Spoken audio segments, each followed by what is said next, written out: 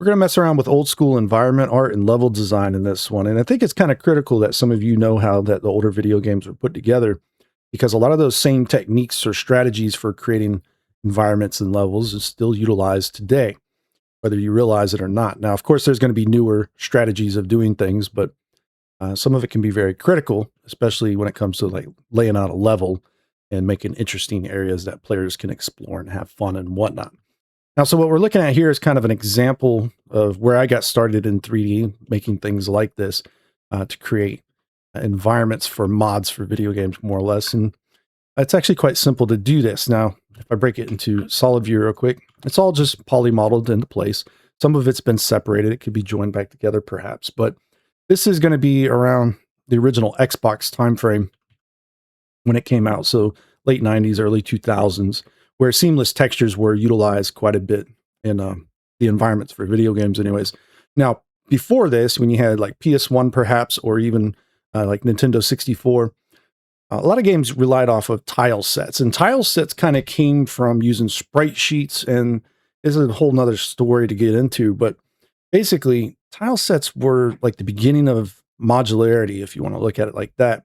And so when you started having the ability to create environments with this kind of terrain setup, you could look at like the original Tomb Raider, perhaps. They more than likely utilized a lot of stuff like this. Now, here's the thing. You could get away with some seamless textures. A lot of games would have like 30 textures or so that were seamless, and maybe some Atlas sheets and things like that. We'll talk a little bit about that as we go through the video, but the main idea is that you can make a big mass of like a play floor area, for example.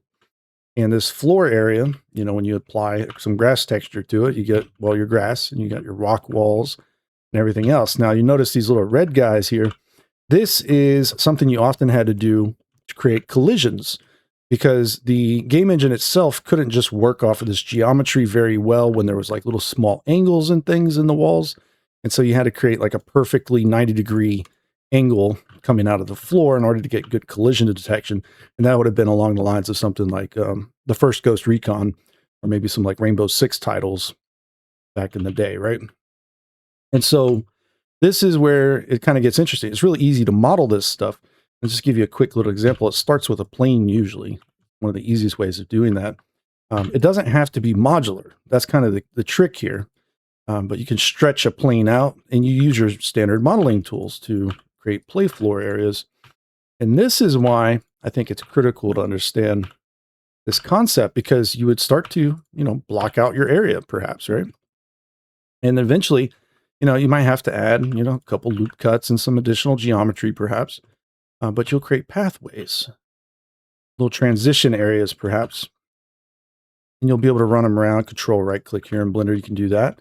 You can start to create little pathways to other little play areas, or arenas is another way of calling them, right? So when this happens, if it was all left completely flat, it would be very boring. This is why you would want to have plane elevation changes. This happens in architecture too, and it's kind of critical to understand that. A lot of times when your games feel very flat, like the environments aren't very interesting, it's because they're, well, too flat. And there's no plane level changes taking place. There's not a lot of fun to be had in those areas. And so that was just kind of an oversight, I think, on a lot of level designers. They didn't realize they needed to explore the verticality of things, perhaps, and how to pull the surfaces up and down in this manner. So we can just press E and extrude and go around here. So very quickly, you can see we can start doing this, and it's not really that hard to do. Now, this is where I would generally get my start at. I would start a environment or level by sketching out kind of a top-down map view, if you would, right? And from that map view, I could start to say I need a space for a lighthouse or buildings or something like that. And I can start to lay this kind of thing out very quickly. And then eventually we'll find that maybe I could just create a cube for now, but I might block out the idea of a house here, right? And be able to just, you know, maybe it goes into the hill a little bit or something like that, right? And this is where things get a little bit more complicated, perhaps, because now you're starting to create a house. It's hanging off on the side of this hill, perhaps. Maybe it has a door in it. Maybe it needs a pathway going up to it. And you'll see this quite a bit in some modeling videos where someone will add a cylinder, even to like hard surface objects or things like that. and they'll cut out an outline around it. And the reason this had to happen or occur is a lot of times the in-game lighting, it was going to be either a baked light map, shadow map, or whatever you want to call it. And so it would be an actual texture and a second set of UVs, more or less, to create the lighting and shading on everything. Or you would have to use vertices in order to, use vertex colors to create the lighting itself. And that would have been something like Revolt, perhaps, right? A lot of older games like that used to use that system where vertex lighting controlled everything. Which, so a lot of times the strategy for these kinds of things was, well, you cut one out and then you cut the other one out, right? And you can make them match up with each other perfectly if you wanted to, sooner or later, right? And so these little strategies, you'll see them time to time, but nobody explains them anymore. And that's why I wanted to do this video for you guys. It does matter. Like at the end of the day, it does really matter still.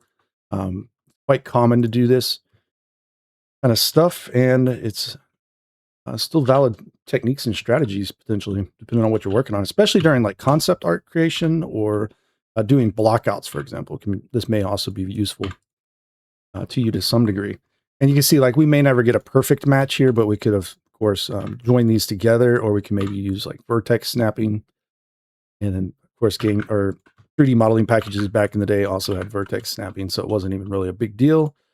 We could end up with non-planar faces, which you'll see that happens a lot in older video games. They're just kind of triangulated looking. It happened quite regularly. It wasn't really a big deal. A lot of times models ended up smooth shaded and all kinds of other fun stuff where it just looked pretty horrible sometimes. Let's just leave it at that, right? But you could definitely, if you don't like the way an edge is running or something, you might be able to get away with adding some additional geometry in it, make it look a little bit better at least. And then simplifying areas if you needed to, right? But sometimes you couldn't get away with that. You'd have to, maybe you needed steps here or something like that.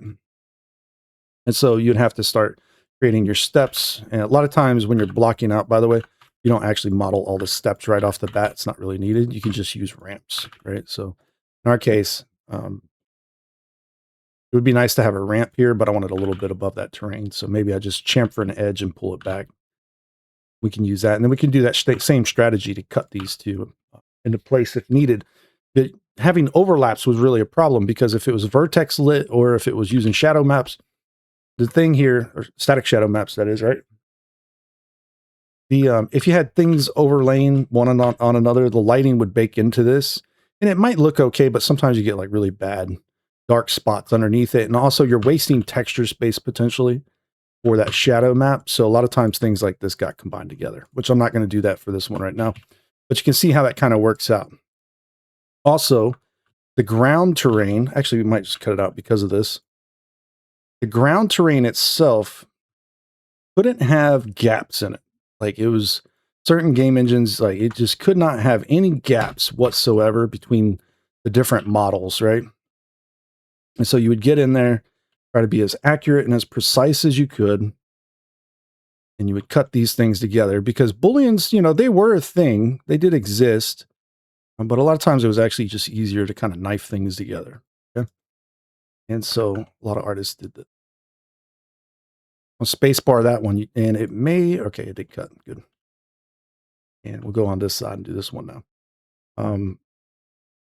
Booleans, simple booleans would require, a decent amount of cleanup on them. And so they weren't something you really want to utilize unless you had to, or you had a specific reason for it, perhaps. Like this backface might not be needed. Okay. We'll delete all that, cull it all out. So, you could use booleans. You usually use like one or two maybe and apply them. They would be destructive. It wasn't like this Boolean in-gon workflow back then that people utilize exactly today where they do hundreds of booleans on an object. But so knife cutting was valid, I think. And you can see we got that cut out. That's great. This one's now cut out. Now is it exactly where we need it? For the most part, it'll be okay, I think. So we can vertex snap some of these back together. But now we wouldn't have that issue. We need to cut that back one, by the way. I didn't realize we didn't do that, but Alt Q to it real quick. But we had to do this, right? So that the lighting would look better and collisions and things would work better and all kinds of other fun reasons why you would want to do this. And that's how crazy some of these environments were when they were put together. And not to say that some game engines didn't support overlaps or intersections. They did. They certainly did, and they were utilized. But sometimes it just didn't work out as well as something like that per se, right? So now we can see this one's cut up. We have to attach it to this wall maybe. And it got a little finicky, but basically you could block it all out real quick, and then you'd go through and possibly do this kind of stuff later on. Specifically, if you're using seamless textures or atlas textures, it worked out really well. But if you're trying to do tile sets or modular repeating textures or whatever the case, it didn't always work out quite as easily, because you may need to have quads in order to do that a little bit more efficiently or effectively. And when you're cutting an N-gon like this, it's not ideal. At the end of the day, N-gons are triangulated, and we don't have like nice little square sections to work with a tile set, which I did a little bit of on the lighthouse, which I'll show you here in a sec. But this is the main idea. You can start to work something like this out from here, right? And eventually you would cut in a door. You would make it the right size. And honestly, it was really hard to get the sizes of the door right with the Boolean cuts. This is where, or excuse me, with the knife cuts. So this is where you might use Booleans. This is one of those cases. You'd model out the door frame and everything else, and you'd have your entrance to your door right there, right? A lot of technique or a lot of strategy there. Utilize. You could leave them separate here in Blender. The game engines might have wanted to have them all exported together and welded at the same time. It was kind of one of those things, or merged, all the vertices merged. Sometimes the exporters did that automatically. Sometimes they didn't. But you could create more interesting environments this way. And so your floor plan for your environment was actually the most important thing, the actual playable areas in the environment. There were certain little things that would cause hiccups or problems like this right here, where if your character could jump off of one floor onto another floor, if you didn't have perfectly aligned, straight, flat, up and down walls, sometimes like if it was just slightly moved back in this direction. So original Ghost Recon here was kind of this example here anyways, is what we're talking about. Like this was all moved slightly back like that. It had a little angle to it. The character wouldn't be able to actually hop from one to the other. It would cause, you'd actually get stuck on this, believe it or not. And you wouldn't be able to hop off of it. But if it was like this, you could hop from one to the other. Your character would take damage. It may have still a little slight hiccup where the character wouldn't, it would kind of like hitch up on that edge just for a moment before it actually hops off. So there's still, engine limitations. Obviously, the first Ghost Recon was made by Red Storm Entertainment, and it had its own engine for it. And it was definitely rough at the time. And there was other ones coming up and about not too long later. In like the early 2000s, you had like CryEngine become a thing, which was absolutely cool at the time. Sandbox, the idea of sandbox editors really kind of took off with terrain systems and everything else. So, but because of that reason, it also happened on other parts of the terrain, like right here. If it's sloped, your character would not slide against the walls, and you would have to create collision boxes everywhere that were vertical in order to have the characters actually be able to slide against it correctly, because these wouldn't generate collision boxes correctly, or collisions anyways that were correct. So that's why I went ahead and made all these, think of them like as little fences. And so even in today, like there's still going to be parts of environments you want to blockade off so that players can't escape the play areas, which is the floor usually. And so that's what you would do. If you need them, you need them. There's also other things that would cause problems, like right here. If you had overhangs like this either went one of two ways. Your characters get stuck on them, or you essentially like create a bug where, player can't escape from this area. You get kind of lost in there or whatever, or stuck in the wall. But also their heads would poke through the environment, and then you could see through the map, right? So that was something that was quite common. You'd also want to go in here and possibly create some kind of collision wall to keep either players from going in there or going in there all the way at least. So you'd, extrude a face up off of an edge. Try that again. I don't know if I did that right. Okay, I did apparently. Let's just separate it for now. The normals are backwards. Oh, if you don't have this option on, backface culling, turn it on. This, I don't know why so many Blender artists refuse to use this, but this is the way game engines work for the longest time. Once you start using it, you'll understand it. It's not really that crazy. if your face is, it's got one normal, you flip it around there. Now it has the normal setup like so, right? But even somewhere like this, honestly, I don't know if I'd extrude it off of that edge because I really would much rather have its own kind of like custom edge in here that I could utilize because then I can craft a shape here, something like that, and then just extrude that up, right? So now we can see if we put that in the correct spot, the character's head hopefully wouldn't go through that wall. And I think right there it would still. So I'd have to recut that somewhere else. You can use these temporary cuts to create things. So now you see our normals are backwards again. A little hard to get in there and select these things sometimes, but it is possible, right? And so that would be a little bit better to have that area maybe um, set up something like that. Now, here's the trick to this, all right? Once you're done with that cut, you just get rid of it again. You don't need it, so you just dissolve it, and you have your perfect vertical collision box now, right? Something like that. Now, does it all that matter today? And a lot of times it really doesn't in a lot of situations, but occasionally it might. And you'll have to create things like that possibly, where when it renders in game, nothing like projectiles can go through it. It's not rendered, but the collision still exists, and the players can't walk outside of it or something. Maybe something along those lines. And you would just call it out basically. Maybe you don't need a material for it necessarily, but you could tell the game engine not to do that, right?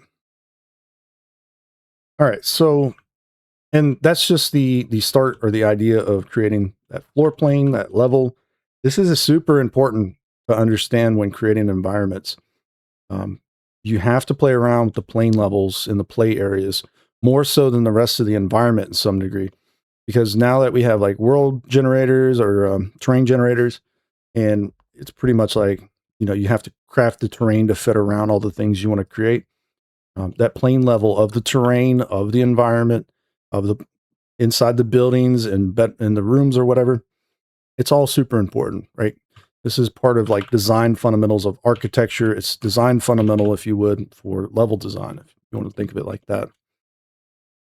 So from here, Ollie model and the rest of it was kind of fun because you could just go crazy with it if you really wanted to. That's depending on the game engine. Once, of course, again, that you had limitations to this sometimes. Sometimes you can go a little bit high poly. Sometimes you couldn't use very many polys or triangles. And it was up to you to make it look the best that it could within that game engine anyways. So if you just needed like a little hill or cliff wall or something like that, you could start doing this. And you didn't have to use regular quads necessarily unless you were using tile sets. You can just cut out random shapes like this, and you could get away with using triangles potentially. Now, of course, unwrapping models today is a lot better than it used to be, right? See, I got merged that, and we got something weird going on here. That's because this is actually a quad, but it's triangulating in that direction, and maybe we want it to triangulate in the other direction. Here in Blender, we can just cut it and fix that real quick, just turn it into triangles. Now, there's a little trick, though. If you have a quad, you can Control F, base data, and you could do flip quad tessellation and actually flip that triangulation in there anyways without the cut. So you can always do that if you needed to. Now, other software like Max, you can flip all the triangulation however you want. It doesn't really matter. It has like a mode, like a sub mode that you can use in order to do those kinds of things. So you can do it on n-gons. In Blender, you can't do it on n-gons, only on quads. Yeah. So anyways, we get that going. And that's where like half the fun really begins, right? You don't have to keep them together necessarily. You can actually separate them if you wanted to, snap them together if needed, or you can combine them. It's up to you, I guess. You can use different material slots. I'm just separating them for now, though. And this would be more than likely shaded smooth. A lot of games ended up doing that quite a bit. You probably never noticed. Maybe they sometimes use auto smooth, or sometimes they couldn't shade smooth at all in the game engine. It would end up being shaded flat, right? So there was all kinds of different things that could have happened there.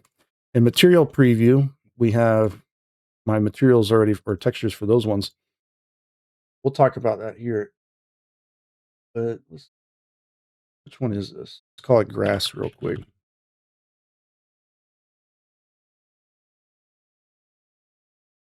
Oh, I think I have two grasses is what's going on. Okay. It may not display correctly. All right, so let me duplicate it real quick. Go to shading. I'm going to disconnect this just for the time being. All right, go back to layout. All right. So it's just like a standard image texture that's seamless from textures.com. I'm press U and cube project. Okay, and it's going to do this number. I can adjust the cube size. Surprisingly, this is actually very predictable. Use powers of 2 and it should line up to the grid. So you'd have like a 2, or it'd be the right size for a grid anyways. Like 2, 4, 8.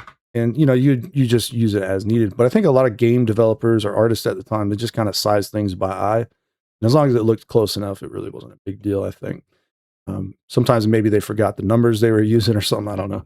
There's all kinds of things that used to happen on environments when you look at those old games, right? So, and basically the same thing would happen with the cliff rocks here, right? You could just cube project these things and rescale and resize them or whatever. Okay. You notice the UV islands are all kind of rotated in different directions. That's because cube project does something like this. It projects from this angle, it projects from this angle, it projects from this angle. And so sometimes if this is facing more that way, it's going to use its own island. And this one's at like an angle, so it's coming from the top maybe. That's what cube project does anyway. So our UVs actually look something like this. And as we press U cube project and we change that cube size, it's actually scaling the UVs across the 0 to 1 space. So this is kind of interesting because that's how seamless textures work. Okay, but there was other ways of working with seamless textures and tile sets and everything else. This one wasn't real too hard to get into. And I kind of set this up for this sort of a lighthouse here anyways. And what we're looking at is this texture. I created it real quick. Well, the textures.com texture. But the way it's laid out here in Krita is that this whole thing is the same texture repeated 4 times. So you can see I have this tiny little barely visible grid set up in here. So the grids and guides Docker is real useful for this. So you can set maybe the alpha channel to, I don't know, 255 or something. They're a little bit more visible for you guys. But basically, you could set up a seamless texture in this manner. And as long as these borders match with each other, you can put whatever you want inside of here, like graffiti or dirt or grunge or whatever the case. So a lot of times what game artists were doing at the time is they were stacking these things, right? Now, this is actually kind of hard to do today in Substance Painter. Maybe you can work things out in Substance Designer a little bit easier, but it was certainly something that was used quite a bit. You can imagine stacking this, not just the 4 times like I did, but maybe like 3 vertical at least, right? You can have a bottom cap, you can have a top cap, and you can repeat the one in the middle over and over and over again across a model. So you would have like the ground floor grunge texture, if you would, at the bottom. Maybe some drips and stains coming off the top one there. In the middle ones, you could put like splotchy drips and stains or something. Make it a little bit more interesting and match it all together, basically. And this gets us into the diffuse texture workflow, more or less, with tile sets, which I didn't want to go over in full, but you get the idea. We can make some, like a new layer here, and we can use like different colors or textures or images or whatever we needed to do. And we can create some, various little interests on this kind of a wall setup right here, right? We could easily do that. And this gets us into like hand painting textures or creating texture work by hand anyways, right? And so you could take a layer like that and you can multiply it. And you would want to save it. You could do multiply. You didn't have to necessarily do that. You could just change opacity levels or blend things by hand. It's up to you. But you could just save something like that as like a PSD document, something with layers at least, right? And in Krita, that's going to be the Krita format, obviously. But I'm just going to resave it as a PNG file. We'll replace the brick wall texture, save it, go back to that lighthouse. I'm just going to reload it now. Okay. You can see it looks a little bit more interesting now because we've done that on a couple of those tile sets, but it's all seamless still. And the way this is unwrapped, I've already got seams on here to kind of demo what's going on. I only have to unwrap half of it because you're not going to see the other half of the texture on the other side, right? We could do things in quarters even, and it would be very hard to tell a lot of times that you're using the texture only in a quarter of the cylindrical shape, right? But we're doing halves, and when we look at the UV editor, I'm using the bottom half for the bottom of the tower, right? These other ones are going to use the top half. Okay, so this is almost like a trim sheet of sorts. It's tiling textures, it's tile sets. So like if I ever want to swap one of these guys. Like I don't like this one here, maybe, right? Oh, I went all the way across with it at half. At a quarter, maybe I could have used a little section like that, maybe. So let's see. Select half of that, then see if that works out. Right? Yeah, you see. So if I swap this over to the other side here, I just bring it over and hold Control, snapping it. I'm using grid snapping in the UV editor, by the way. And if you scroll over right here, usually the grid's on dynamic, but you can use fixed. You can put it over the image as well. And you can set it by power of 2 and it'll line up just like regular textures. So you could use like 4s or 8s or 16s, 32s, those kinds of things. And you can see I got it all broken up like this now. But you can see how that works out, right?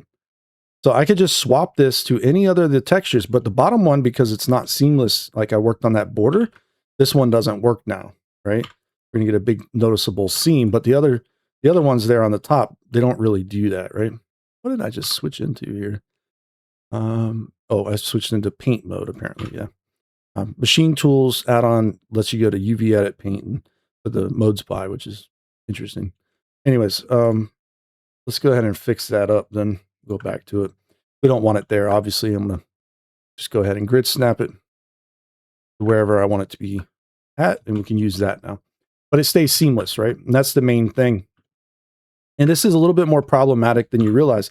Doing it on a cylinder that tapers like this isn't very easy sometimes because you have to straighten everything out. If this was unwrapping, you see when I go into edit mode, it changes shape. It goes back to a cylinder. It's because I'm using a modifier, which is a lattice modifier. Now, lattice modifier, also known as like an X-form modifier in Max or whatever, basically,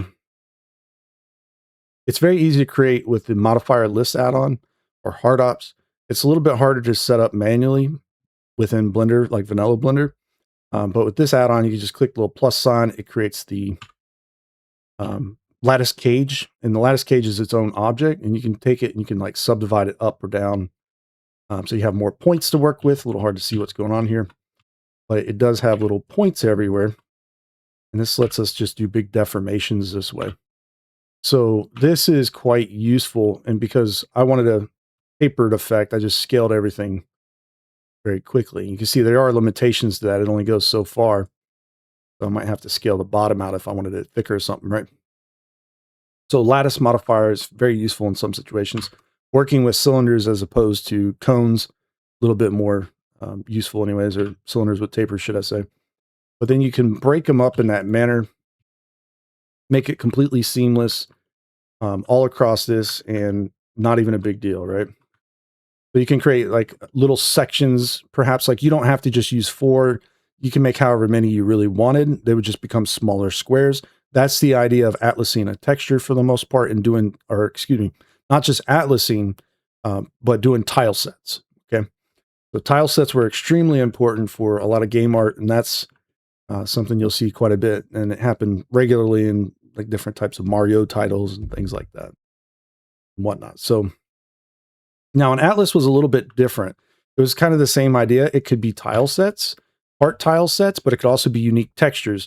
So you'll see this a lot in like concept art videos where guys will create a texture sheet and they take a bunch of images they get off like textures.com. They pile them all into one image and then they just use that and go crazy. Same idea of the door here. I just use a simple door image.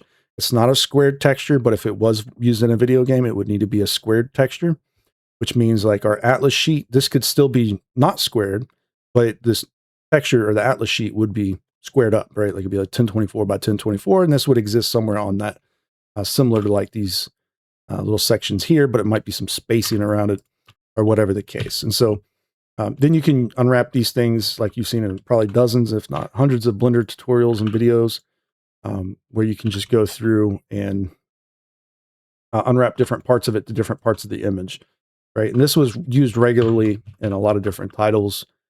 It's still used today. Even some people just do that and then convert these textures into PBR materials using software like Substance Designer or something like that. Not even a big issue a lot of times, but not saying that, you know, everyone does that or it's very common of a workflow, but it is still very possible. For concept art in particular, a lot of guys take that kind of a texture and then they'll start spicing it up by adding additional nodes in here to do bump maps and roughness and stuff like that. So you'll see that in like Ian Hubbard's videos and whatnot as well. But for game art, you could definitely bake those into like a really clean sheet texture without all the excess and do all kinds of fun stuff there, right? Now, the terrain itself, this is where things get a little bit interesting, I think, is that the terrain, right? It's just an image texture of that grass, right?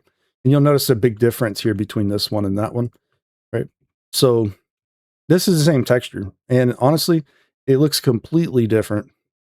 And that's because I'm using Vertex colors on this one. Now, Vertex colors were used either to spice things up a little bit like this, which Vertex colors are still used for a lot of things in game art. Do even this, for example, just changing the color or something a little bit. But they could be used for the lighting, like I was saying earlier, like vertex-based lighting. So if it was like black and white vertex colors, it would create the illusion of shading across this model, perhaps that back in the day was a little bit more important or maybe a little bit faster to do vertex lighting that way instead of baking out image textures and things like that. But you could certainly do these blends of colors. And to do this, all that matters is you set up your shader. Very similar to like what a lot of guys do in Unreal Engine to do tinting, things like that. Maybe like a multiply, color mix, like color, mix color, multiply, factor 1.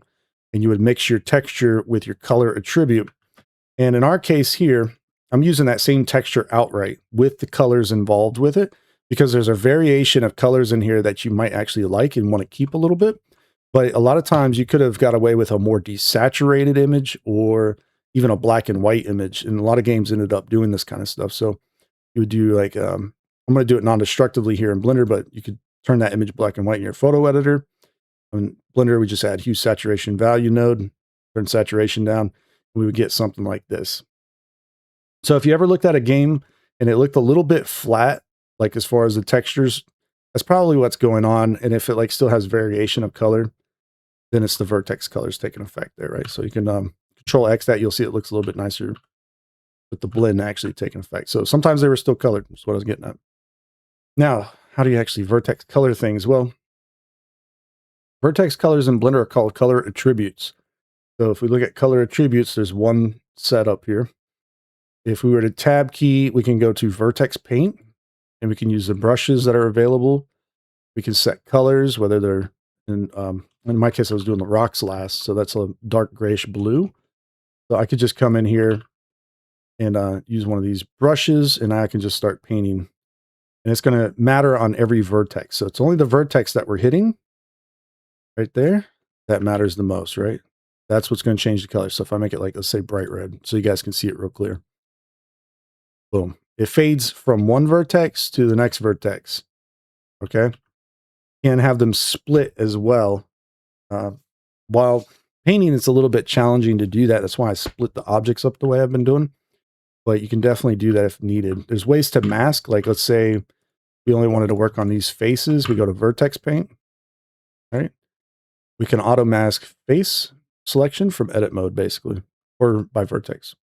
So you can control that a little bit easier now. You see when I paint red here, when we go back, it doesn't go over there, basically. But had we not done that, right, it would blend everywhere. So kind of a cool little trick there if you've never seen it. Now you know it.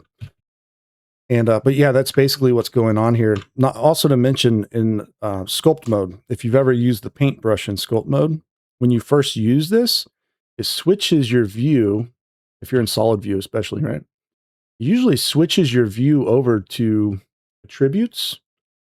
So you can see just the vertex colors like that. Okay. And it's still vertex colors. It'll create this slot here for you automatically. If you ever wondered how that works, that's how it's going.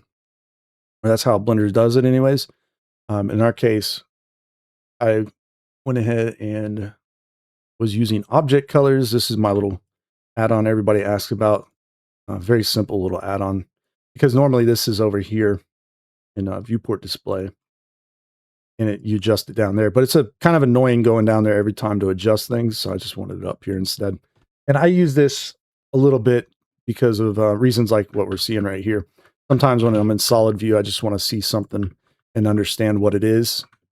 outside of like the regular like static mesh geometry, perhaps like collision boxes or something. Those that can be quite useful at times to do that, and it does work with the alpha there as well. So you can make things like semi-transparent and whatnot. But it has to be in object color there, okay, instead of material. You can't do this with materials, by the way, which is kind of interesting.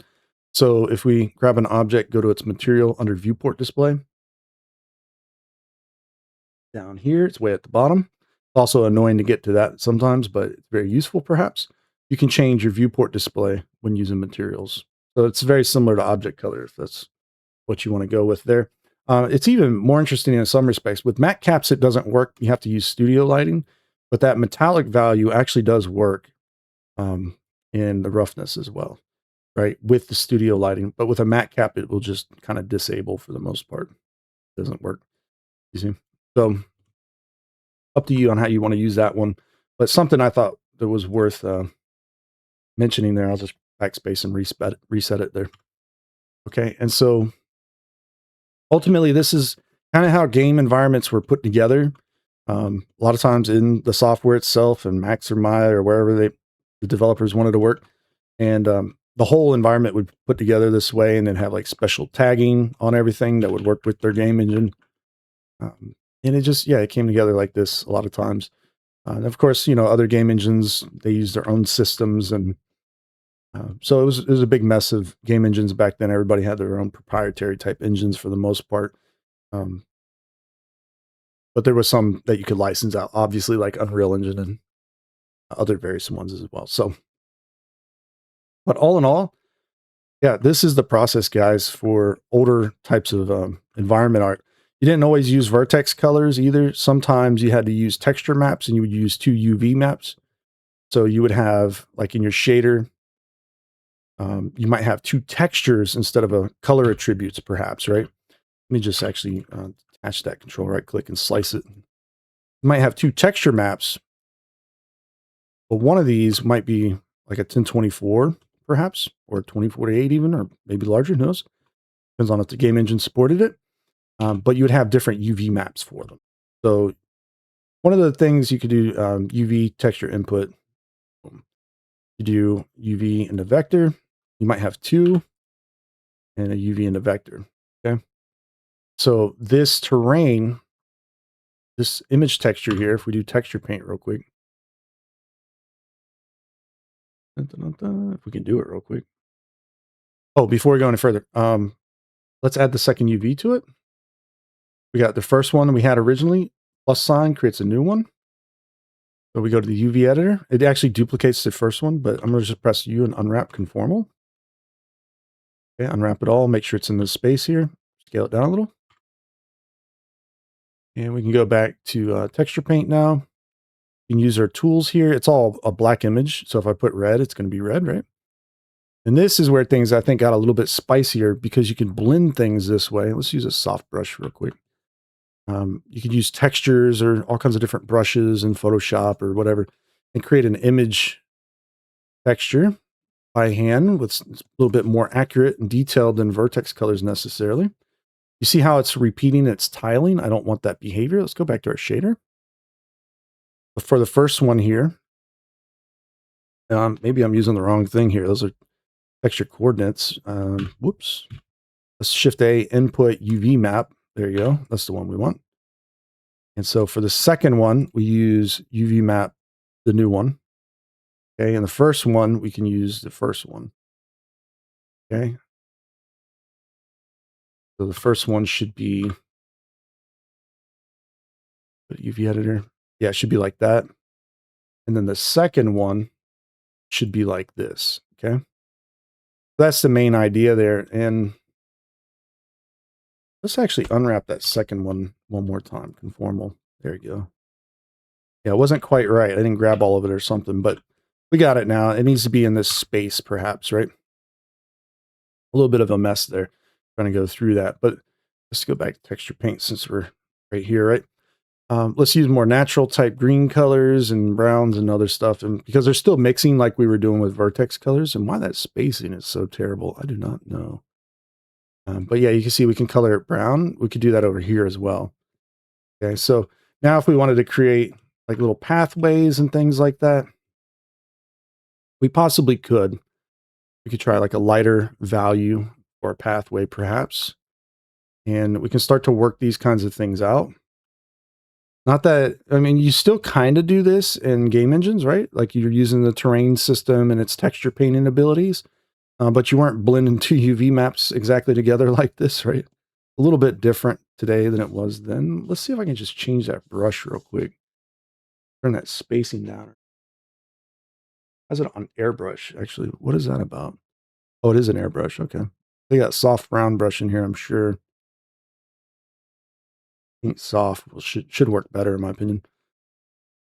Yeah, we could turn the strength up or down with Shift F and F to change size. And so I'm not saying you need to go out and start working this way right off the bat. Don't use the object colors for this. Use the regular paints. You can go to the tool panel and get this right. But I'm not saying that you should work this way necessarily. But you could use it to your benefits. At least you know about it now. And if you ever see somebody doing it in like a time lapse video, you're not sure exactly how they're pulling this off. Well, this is kind of the idea here. They're doing something like this, right? The same idea for masks as well. You can blend materials together. So you take two full PBR materials. You can do a black and white image and texture paint it and blend those materials all over the place kind of uniquely.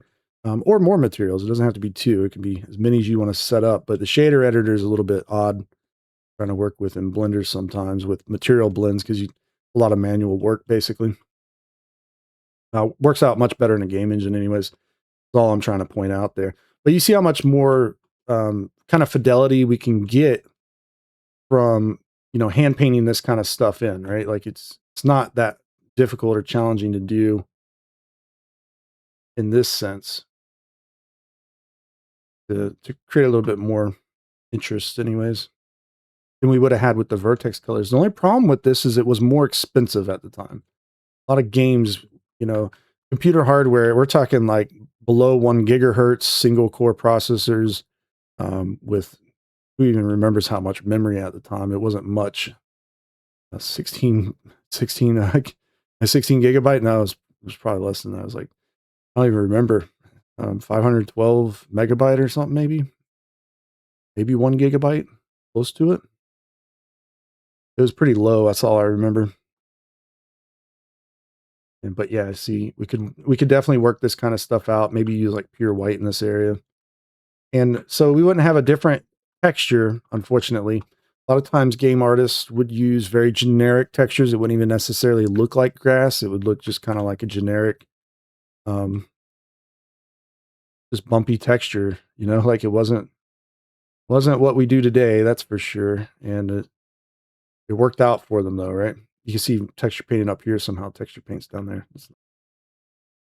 Maybe I just hit it by accident. But yeah, we could do this all day. You could even try like blending things if you really wanted to. Not guaranteeing that would not have a seam there, right? Obviously, but you could try to make them match a little bit.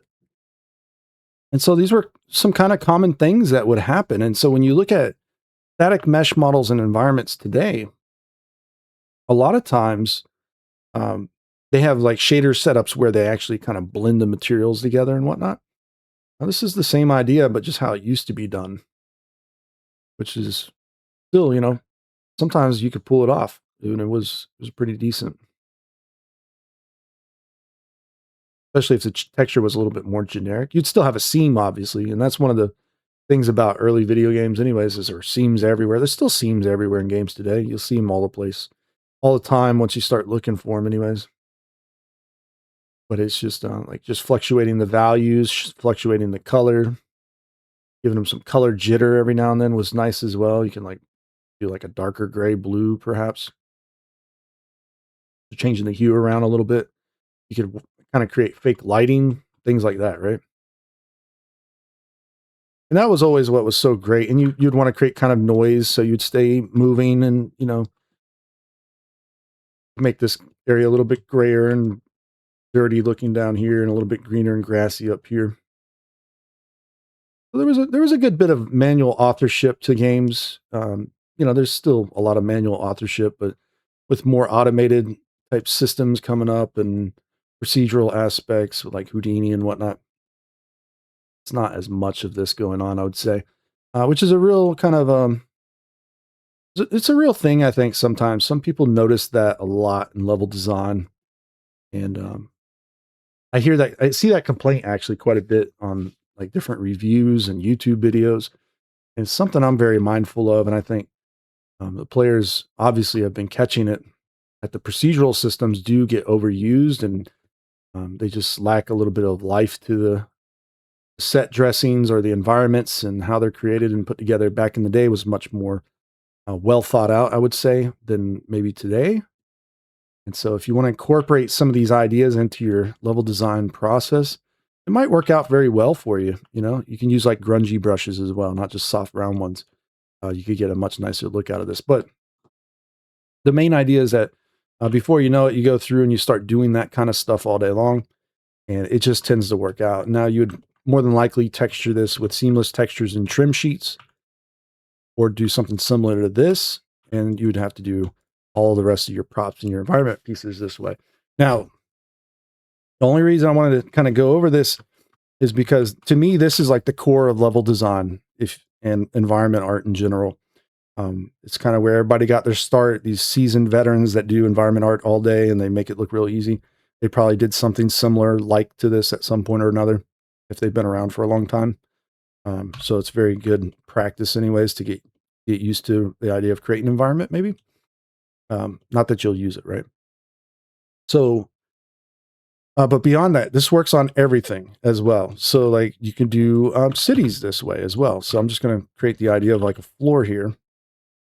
You know, you might have between buildings, you know, you have little walkways and stuff, right? So, but you do kind of the same idea. You would want a building, kind of like we just did that house, but it's just going to be bigger. Okay. And this is going to start opening you up to the idea of modularity to some extent. Because now this is more or less kind of the idea of modular textures, if you would, where they all kind of line up and can be seamless or trim sheets or whatever. You're going to use that kind of stuff to create potentially environment pieces later on. The only difference here is that usually these would need to go to the grid, right?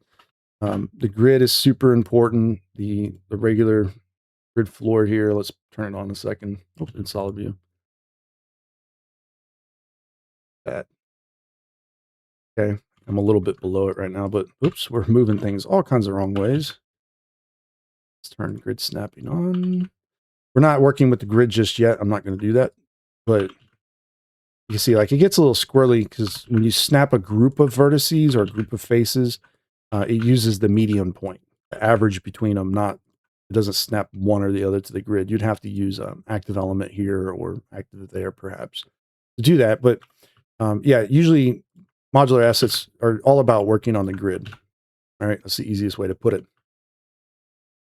Now, a lot of times when you do blockouts, while you can block out to a grid, and it can be quite useful, sometimes it's better not to. It's easier to do blockouts of levels without using the grid, or maybe not easier, but it's actually can be quite useful because you can create more interesting kind of compositions of stuff, right? And later on, you could think about turning something like that into a more modular system, perhaps, like not necessarily the terrain, but like houses or whatever else you might be creating.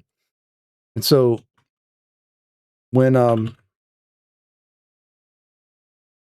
we have something modeled like this, and we can block out, you know, various buildings, and we're not thinking about modularity necessarily, but we are snapping to the grid, so it's kind of good. You can see we can fluctuate like the in and out of the walls or something like that. Maybe this is a little bit pushed in or something like that. Right? Just for now, we're just going to push it in like that. You can kind of free model concept pieces like this is what I'm getting at. You don't have to necessarily make them perfectly modular. They can intersect or whatever. As you're trying to figure out like a cool composition to like an alleyway or something like that, this is valid, all right? It does work. So you can definitely do this like this. And a lot of game environments were, you know, blocked out first this way before they got worked out any further. This is how you start to establish like those interests to your environments, basically. Like you can really go to town on this and model even in quite a bit of detail before you even think about making anything modular. The main thing here, though, is that if we go back to Krita real quick, let me go back and start a new document. We'll turn a grid on and we will make it +1 and we'll make these black for now. Okay. Slightly transparent. So I'm going to drop it down to like 50. All right. So we have all these grid lines, a little hard to see maybe for you guys, but let me use just a regular hard round brush. Do a line real quick. So we can make this grid. And when we think about modularity, just think about it in 2D at first, because a lot of modular pieces actually only work in one direction. They don't work in all three. They don't work in two. They work in usually in a lot of cases just one direction. So if we have 1, 2, like down here, 1, 2, 3, 4, 5, 1, 2, 3, 4, 5, right? Okay. Those could be modular pieces that are very tall, perhaps, right? And then we could do something like this, and then 1, 2, 3, 4, 5, right? So we can do little sets like this, perhaps. But the more than likely, if everything lines up kind of predictably on this grid, this works out really well, because this is going to be, you can think of this as like little sections of a building, perhaps, and maybe some of these are combined together, right? And so you have like a door that's down here. And you can think of every grid square as maybe a meter or something. You can set your own scale to these things, however you see fit. So maybe just like a 2 meter, over 2 meter door, or maybe just slightly over. You'll have to block these out and test them more than likely. But you can say this is like the second floor break. Maybe this has like a big window up here, though. Okay, now you're going to start getting this idea that we can make a whole facade of a building like this. Maybe we put like a big garage over here, We can make a whole facade this way with no depth to it yet. And that's the key to like modularity, right? We could do another facade right here. That's a double stack, basically. See where we're going? And maybe this just has another door. It's like a little shop and it has some windows or something like that. Maybe I was trying to do those windows a little differently, but you get the idea, right? This is the key to creating architecture and doing cool designs. Maybe there's a balcony up here, like a big sliding glass door. It needs a handrail. Okay. You're going to look at building facades and find the features that you like and think about how to line them up on a grid. Because if these are unique individual pieces, we can have one that's maybe repetitious already. Like it was like a modular piece like this, right? But we just combined 3 of them together and we could make this like one modular unit. So it's not like one. Modularity is kind of interesting in that manner where you can make it work how you want it to work, basically, right? You can do all kinds of fun stuff to it and make it work out. You don't have to, like, you can make parts and pieces that kind of interlock with each other like this, like almost like a jigsaw puzzle, if you would. As long as they all line up at the end of the day, this would be your modular piece, possibly, right? Like the whole thing, perhaps. Or it'd be like a building, like a preset of modular pieces that you would create. And then you can, like once you do that, you're like, oh man, I started working on this building and now I need, I want to keep it going up, perhaps, right? Obviously, that might not work out too well because we'd have like doors on the second floor there. Maybe just this piece here, right? So now we can start working on vertical aspects. So a lot of modular kits end up being like your first floor or level 1. You got like your level 2 pieces, and they might have like level 3, 4s, and 5s, or corner pieces. There might be like some kind of special trim right here in the corner, something like that. And those that can be part of the modular system, perhaps, but it's not a wall necessarily, right? A lot of times kits are built off of the ground level, right?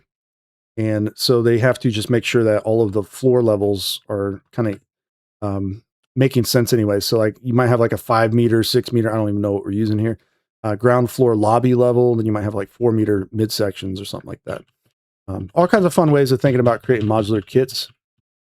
But when you're starting up a piece and you're just trying to explore, you don't have to do that, right? That's something you can do later to any one of these. You can say like, well, if this was split up 3 times into cubes on the grid, that might be useful, right? As you see, it doesn't even line up to the grid right now. So you might take something like this and just force it to the grid real quick, to the grid points you want it to line up to anyways. And then now we can start to see like, if this is all the way out here, it's on the 10 centimeter grid, and this one's here. All right, you don't have to, like I was saying, modular in one direction usually, right? Not in all of them, because you might have just a facade section that's like rather large, maybe something like that, right? And then this could be like the walls on the run going backwards, and that could have like use part of a tile set here, but use a full tile set there, or just various things like that you can do. Now, I wanted to kind of go through that real quick, only because to create those really interesting urban environments you probably want to create, a lot of times it's easier to start this way. Think about like the big picture and what you're trying to do and achieve, and then figure out if you can break it down into granular sections later on and how you would work those out. So the blockout is going to guide your creation process, because like this building now fits perfectly in this area. This one fits here, but it's kind of reversed over here almost. I think that works out better. And so later on, when you're creating those facades, I'm just going to separate that for now. You know, how many, different little sections in here would you need? Then we have little columns. Where's that floor level at? Here. That should be on a grid probably.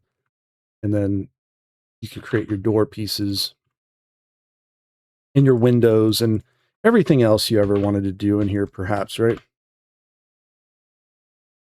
So you inset that, inset it, inset it, inset it, hold control. And there you go, right? It's kind of that fast in some ways. Obviously, you would want to take your time with this process and start, like a lot of times these like little insets like this on this one don't work out too well. You probably want to do more like loop cuts. So you have more squared up stuff going on like this, perhaps. That tends to work out really well. But for optimization purposes, it ends up like this anyways. So you might texture something like that. But while modeling, it's easier to work with, I think, these guys here. But it's little things like that that start to add up. And now our windows are too high, obviously. So we would need some kind of break there. And that's how you figure out what you want to do, the big ideas, the big floor level playable areas. And then you can start to think about, how do you make this look like a good art piece after? And how does it, maybe, make it a good modular piece as well that works in this area. Because you might just need another modular piece that's like a foundation to get it away from that slope a little bit.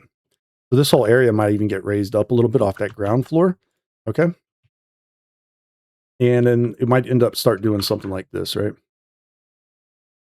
Where you have that foundation now, where it goes all the way up. Maybe that even goes off the grid slightly. It doesn't even have to necessarily go across the whole bottom of the piece. It could just be like right there. Right. See our floor now is way up here apparently. Maybe we can bring all that down on a grid. Who knows? And eventually we'll end up with a better looking overall piece at some point. Trying to model this and then line it up to the grid is a little bit rough. So you need to think about, how you're going to break up the big thing first before you start breaking it into little things.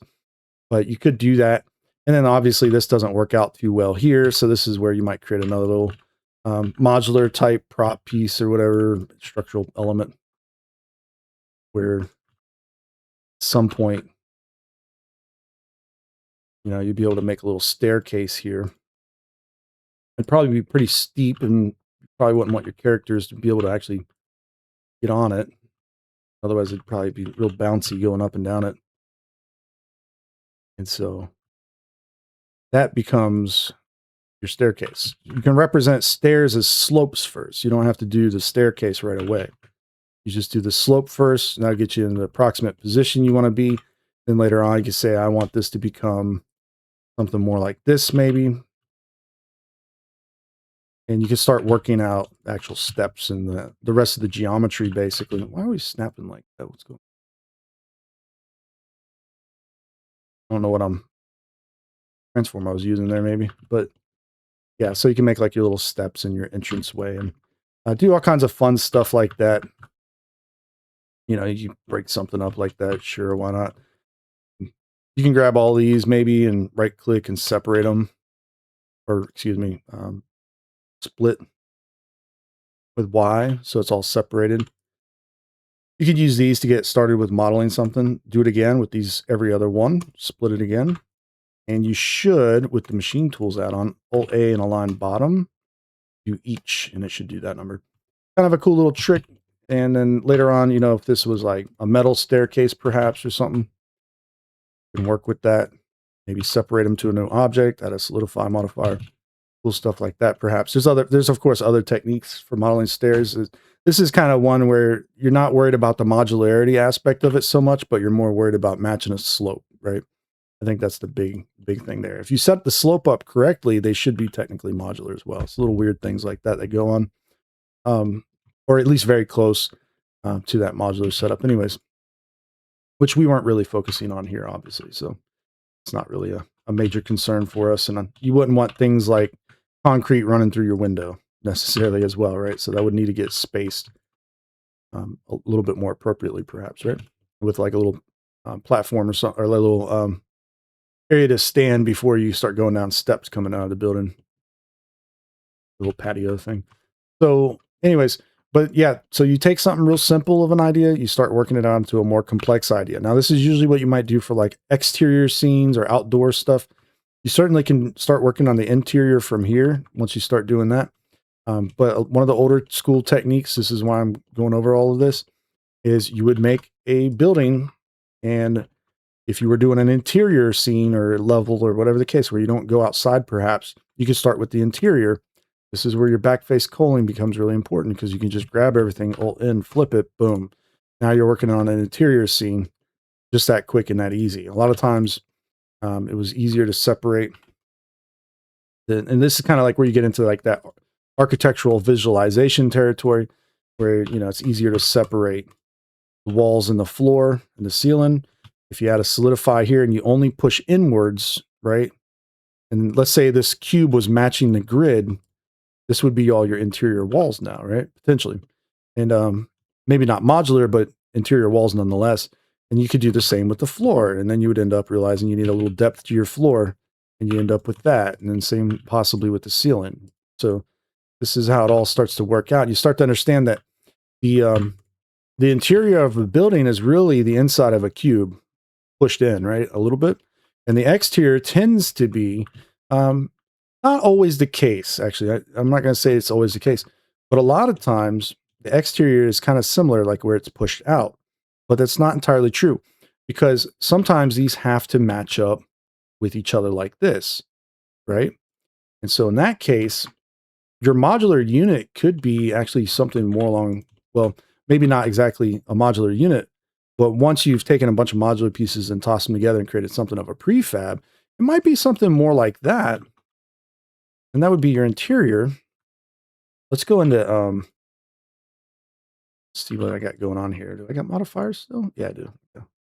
Convert them to a mesh. So it's all flattened out. We're going to grab all of these real quick. Go into edit mode. I just want to grab these exterior pieces and start calling them real quick. Give you an idea. Right? Now I'm going to even join it together to keep it a little bit simpler, but that's kind of the idea of the interior right there. We still got some extra faces we probably don't need, but you see, like, it fits nicely in there. Okay. Now working it to the grid is a little bit more special, I think, right? But that's the basic idea anyways. So you can think of it more like this. You have this exterior piece here. It might come out just a little bit and create a wall. Okay. On the other side, it does kind of the same thing. Okay. Like right here. Okay. That's your modular unit then. A lot of times they don't have to be perfectly symmetrical, although it can be useful. It can become very boring rather fast. A lot of times you need to make your modular pieces work with the kind of arts, like the architecture that you're trying to create and things like that. You're not trying to just make it modular for modularity's sake usually.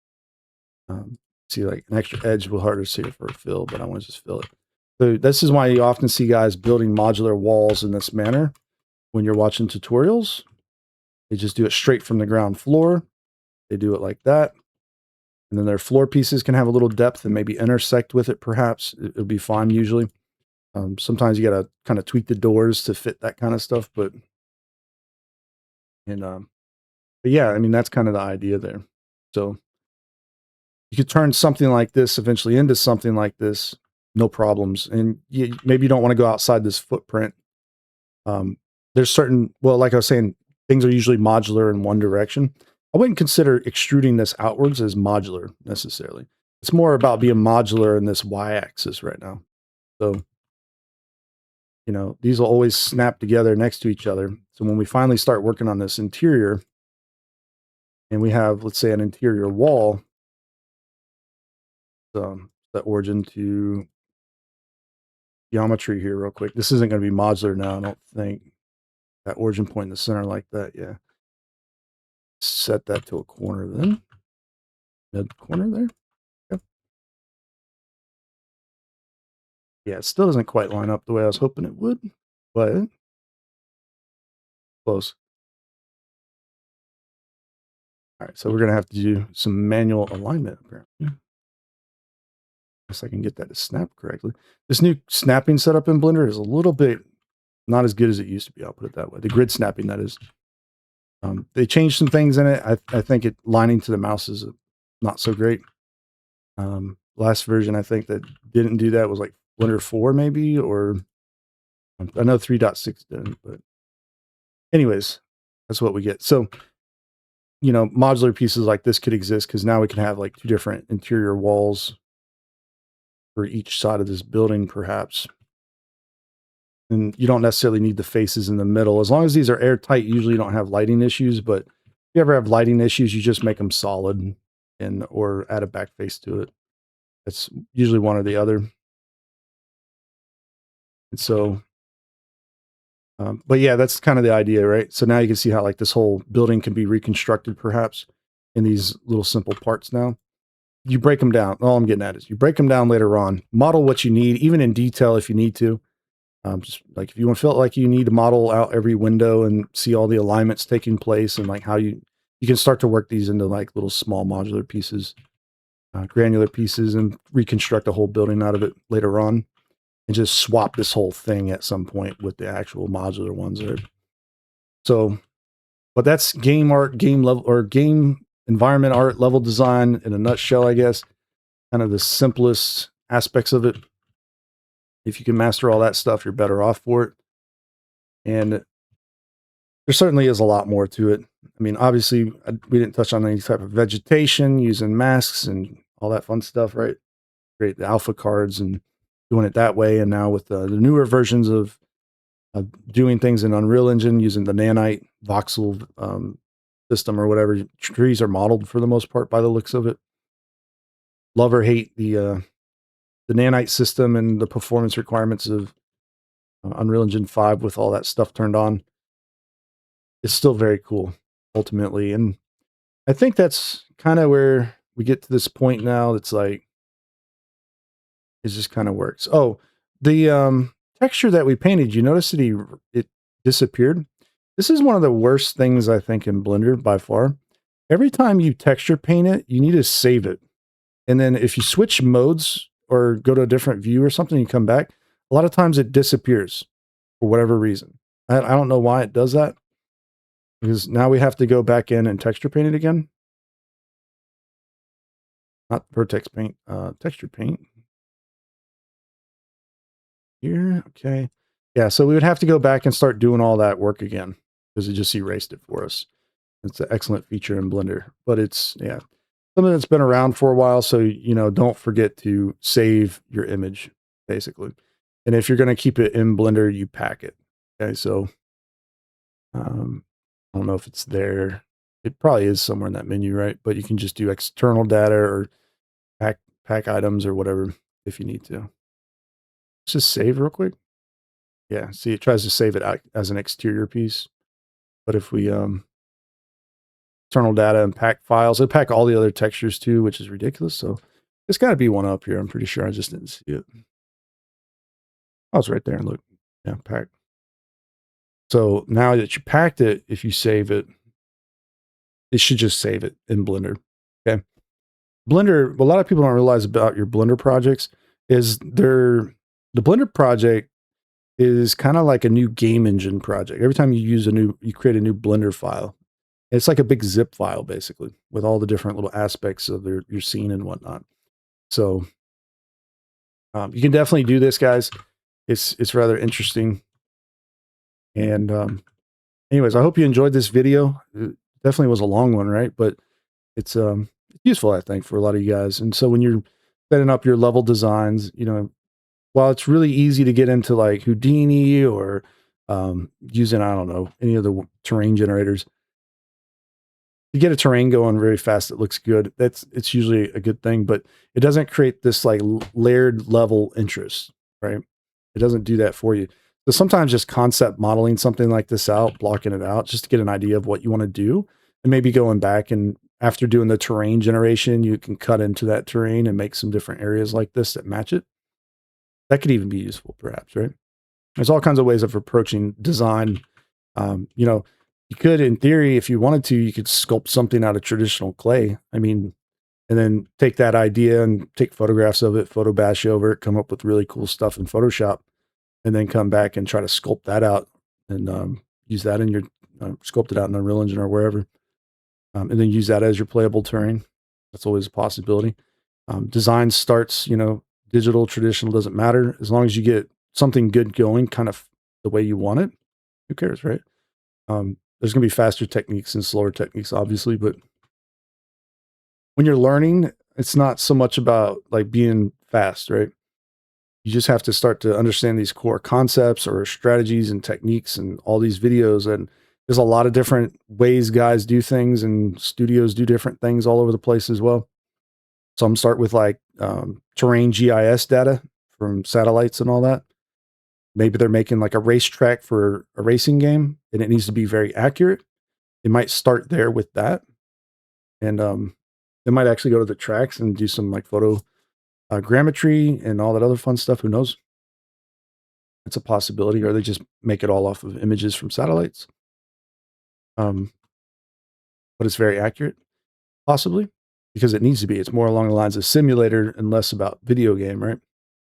A lot of the racing games tend to mimic what happens in real life, obviously. So with the tracks like Laguna Seca and all the other fun stuff out there. So yeah, I mean, there's a lot to soak in. Pick kind of a direction that you enjoy. If you want to make, racing games or first person shooters or action adventure stuff, kind of check out like how those different games in the past have done things and see if you can find some older tutorials, especially, or look at like polycount threads and or the wiki there and just see how like modular environments used to be put together. Things will be different depending on the tools and the software you use and the time frame, right? So, but it's all very similar. We still use seamless textures, obviously. There's just PBR materials now, not a diffuse texture. And we still do terrain blends as well. So, I mean, we still blend materials. We don't necessarily do the atlasing of different variations of the texture like that, but we might use vertex colors to control blends between materials, right? And so we still might use that seamless texture, and we might use decals to trim out that bottom section there, and little things like that. And so all that kind of combines together. You see if I don't move that up enough, you can't even see it. So all that kind of stuff kind of combines together really. And you might use textures like this to model something to get it going for a concept piece. Then later on, you can go back through and make this in high detail. You know what I'm saying? Like you can do concept pieces like that, no problem. It's all kinds of little back and forth things that happen. Don't get discouraged. There's a lot to learn, sure. It's just kind of it's the way it is. Like it took me many years to figure it all out and learn it all. Even Blender itself, it's constantly being updated. So, or I might forget something that I once knew. Like the last few videos, somebody was like, I was like, you can't create a triangle in Blender. I was like, oh yeah, but you can create a circle 3-sided, which I don't really think about. But yeah, it's something I used to do quite regularly, actually. The 3-sided circle, it becomes a triangle, right? Yeah, that used to be something I would do quite a bit of. But a lot of times I would box model. I wouldn't even use triangles like that. So when you're doing like really low poly stuff, if you're box modeling like a post or something, and you just don't have the triangle count, like you might be able to do X and collapse edges and do. I used to do stuff like that all the time for like handrails or whatever else I might have been working on. If I had to make something like that, I try to use the cubes, and then I'd find out my triangle count was too high, and I'd just tweak it a little. That would be my new setup there.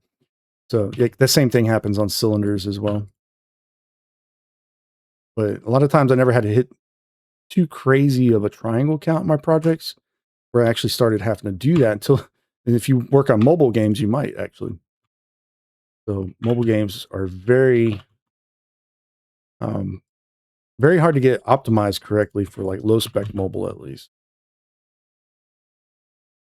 Optimization there is very critical. But yeah, so that's kind of a fun like little mess up in a video, I guess. But yeah, you can do that technically. A lot of times I don't think about that because I have the extras add-on, and you can see triangle. That's it. I'm done. You know, like I think of a triangle as a triangle, not as a circle. So it's one of those things, anyways. But you get the idea now. So the extras, geometry extras, and spline extras can be quite useful in Blender. And yeah, all right. So what are we at? Hour and 20 minutes, hour and 15 minutes, basically. So I hope you guys enjoyed. If you did, leave a like, subscribe, all that fun stuff. I'll check you out in the next one. All right. Take care.